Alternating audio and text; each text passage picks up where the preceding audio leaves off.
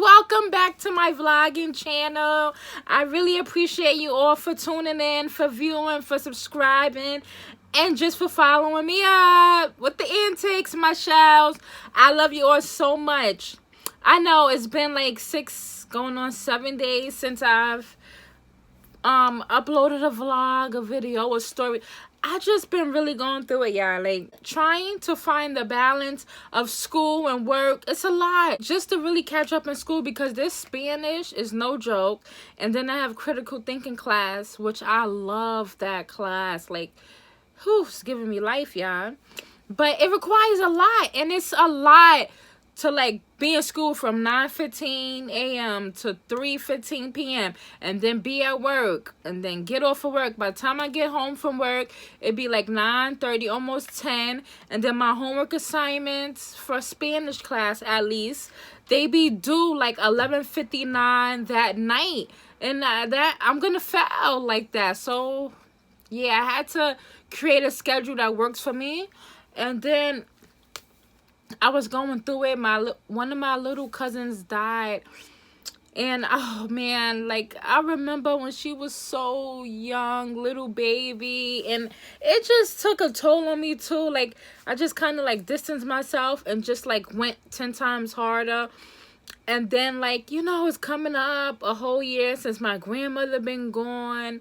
You know, like, it's just, death is a lot, man. And when you think of it, it's like, why am I going so hard? Why am I trying to do this, and that when I'm going to die soon? I just be having mixed emotions about life sometimes.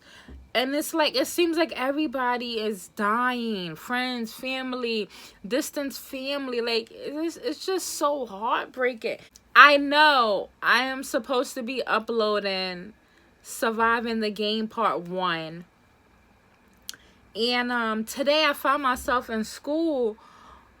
And while I was in school, I realized that, like, you know, I was editing the first part of it, and I chopped it down so much I have to record a lot more for it.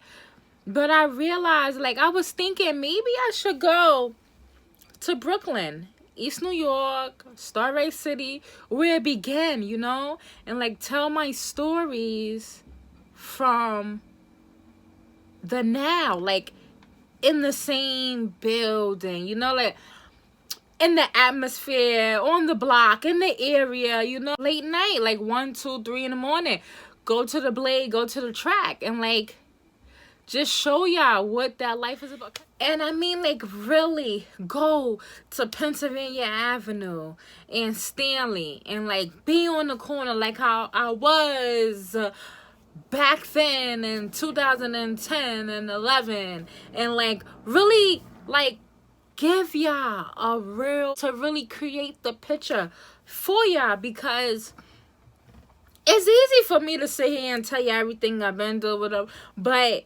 like, you won't really understand it unless you live it, you know? Like, I mean, like, to really be there with me, walking down the street, walking in the street, and like seeing cars honking at you, and seeing the cops, and like trying to run and trying to play it off, and like running in the projects, and like it's fucking cold outside, so you gotta like walk extra cute or walk extra fast or stay all the way in the street because you banking on getting a date so you could be in the car so you could get warm, and hoping that you run into a guy who want to pay you just to talk for the night, you know, keep your ass warm and shit. And in the meantime, while you're walking that Blade and hitting that track and clicking your heels, trying to make a stack, you hope that fucking phone rings and you get a date for $300, $400, $500, $600, $700, $800,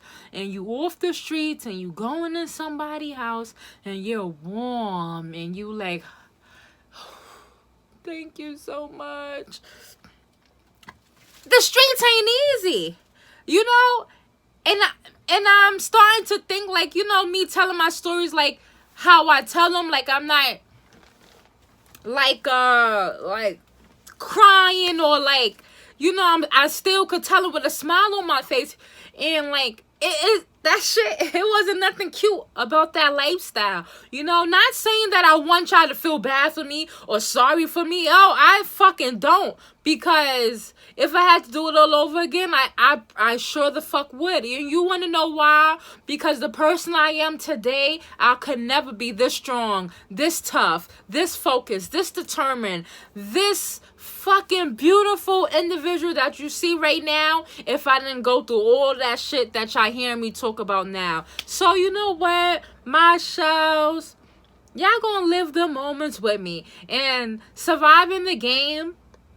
I'm gonna tell my stories, as many as I can, from in the same area. If I did a date in the staircase, I'm gonna take y'all right to the staircase.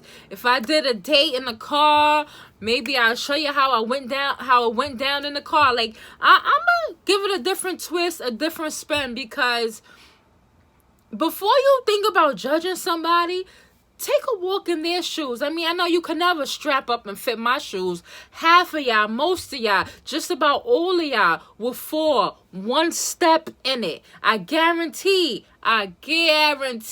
y'all not built tough like me. And I thank God for my life experience, the good, the bad, the ugly. I'm fucking gorgeous. I'm beautiful. And I'm here to tell my story. And I know a lot of people are not here to tell their story. A lot of people didn't make it out alive. A lot of females in that lifestyle, they're strung out on drugs or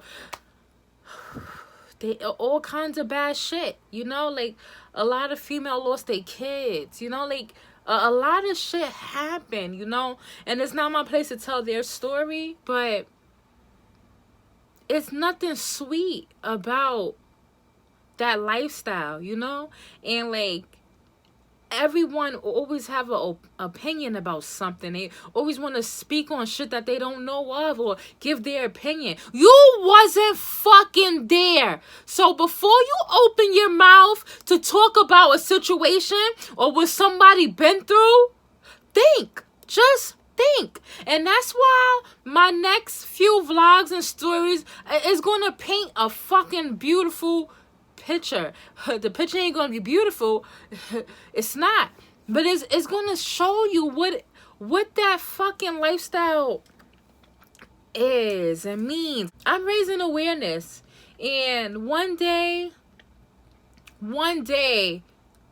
there's gonna be justice for human trafficking, and the world is going to care about prostitutes, whether it was their choice to do it, they was forced into it, they was kidnapped into it, they was raped, they was molested, they was abused, they had no choice but to do it.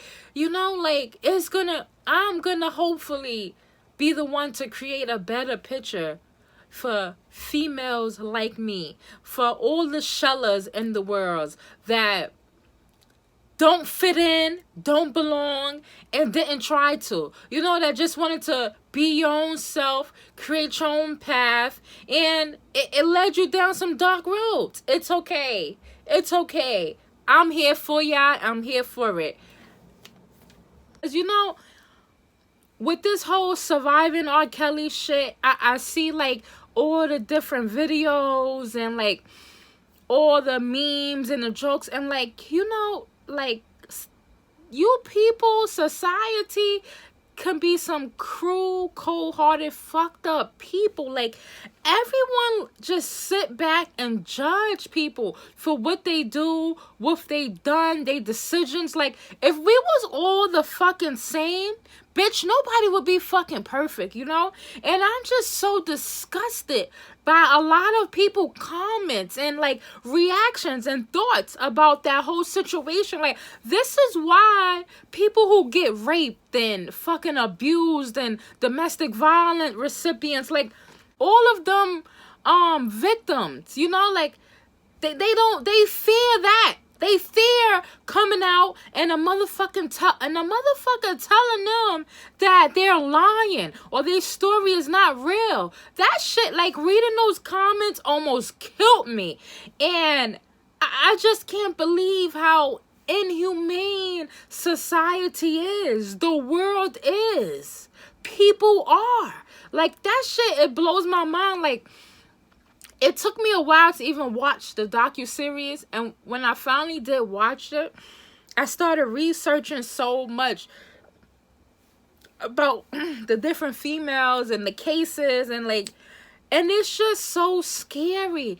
And like, this is actually how I created, or like, you know, came up with the idea of like telling my story about my lifestyle in the streets and in the game and with a pimp and with the hoes. Like, because, you know, like, so many people don't think that that shit is real. And like, so many people don't think that like women, females, young. I was 21 when I started prostitution. Like, I'm a full-blown fucking adult, you know? Like, yeah, I wasn't grown. I didn't have the ounce of knowledge about none of that shit. And I went full speed ahead, you know? And I made it out a fucking live. Yes, a fucking live. Like, fucked my way out alive. Like, that shit is just so mind-blowing, so, like, crazy.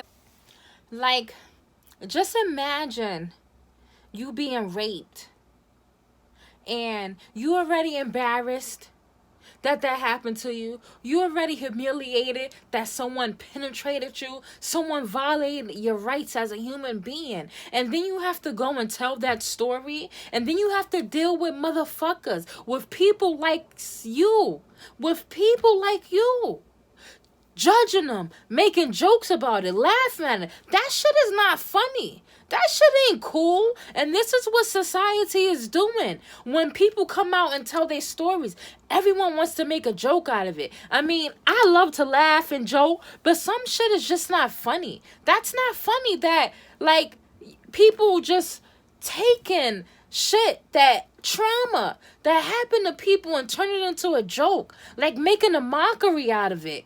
You know? That shit is fucked up. And I know this is America, freedom of speech, but this is why so much shit happens to people, to young adults, women, male, boys, girls.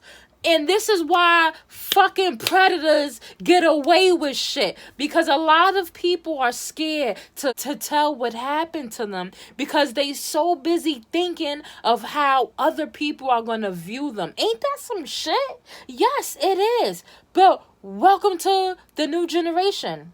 Where you could get raped. And your rapers will walk past you 100 times. And no one will fucking know. Because you scared, or because that person is scared to bring it out, because no one's gonna believe them. This world is cruel, and people that likes to make jokes about people's pain is fucked up. Welcome to America. Welcome to the world. Welcome to the human race.